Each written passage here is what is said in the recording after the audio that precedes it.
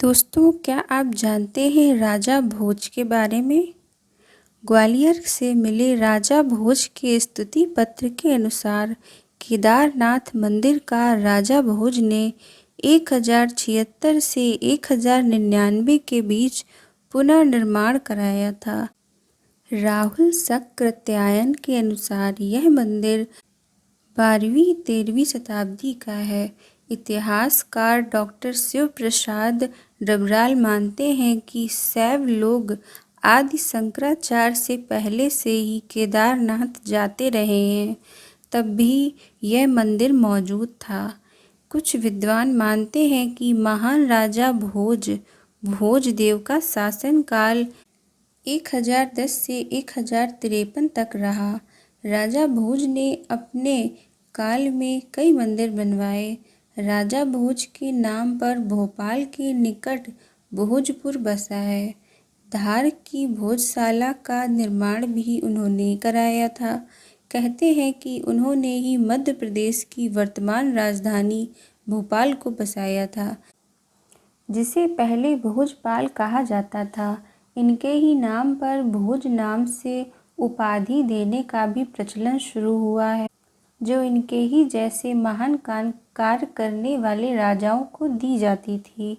भोज के निर्माण कार्य मध्य प्रदेश के सांस्कृतिक गौरव के जो स्मारक आपके पास है, उनमें से अधिकांश राजा भोज की देन है।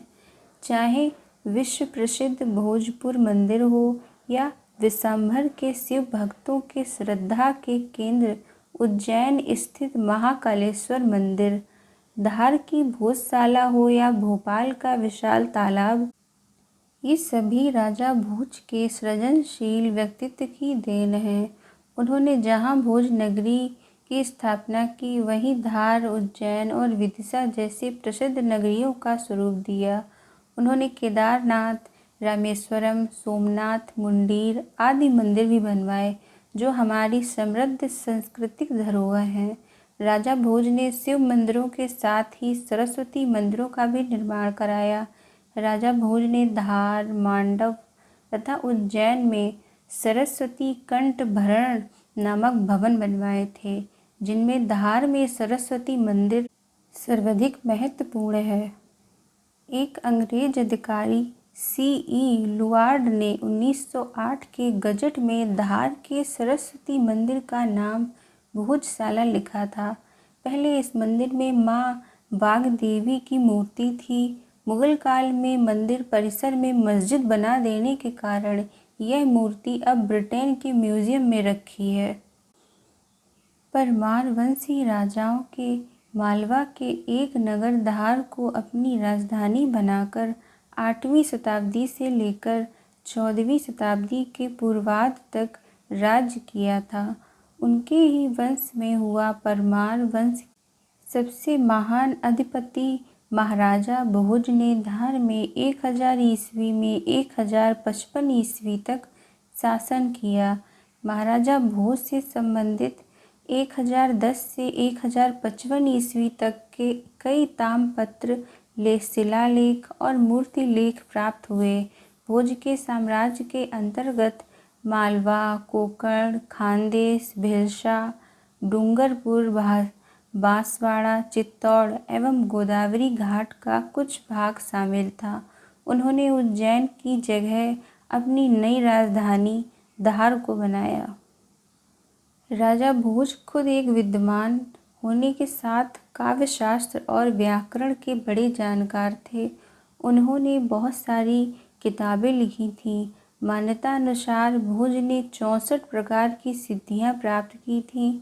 उन्होंने सभी विषयों पर 84 ग्रंथ लिखे, जिसमें धर्म, ज्योतिष, आयुर्वेद, व्याकरण, वास्तुशिल्प, विज्ञान, कला, नाट्यशास्त्र, संगीत, योगशास्त्र, दर्शन, राजनीति शास्त्र आदि प्रमुख हैं। उन्होंने सम्रागण, सूत्रधार, सरस्वती कंठाभरण, सिद्धांत संग्रह, राजकांतरण, योग सूत्रवृत्ति, विद्या विनोद, युक्ति कल्पतारु, चारु चर्चा, आदित्य प्रताप सिद्धांत, आयुर्वेद, सर्वशव, श्रृंगार प्रकाश, प्राकृत व्याकरण, कर्म शतक, श्रृंगार मंजरी, भोज चंप, कर्तव्य कल्प, तत्व प्रकाश, शब्द अनुसार, राजमृंड आदि ग्रंथों की रचना की। भोज प्रबंधन नामक से उनकी आत्मकथा है। हनुमान जी द्वारा रचित राम कथा के शिलालेख समुद्र से निकलवाकर धारा नगरी में उनकी पुनर्रचना करवाई, जो हनुमान अष्टक के रूप में विश्वविख्यात हैं।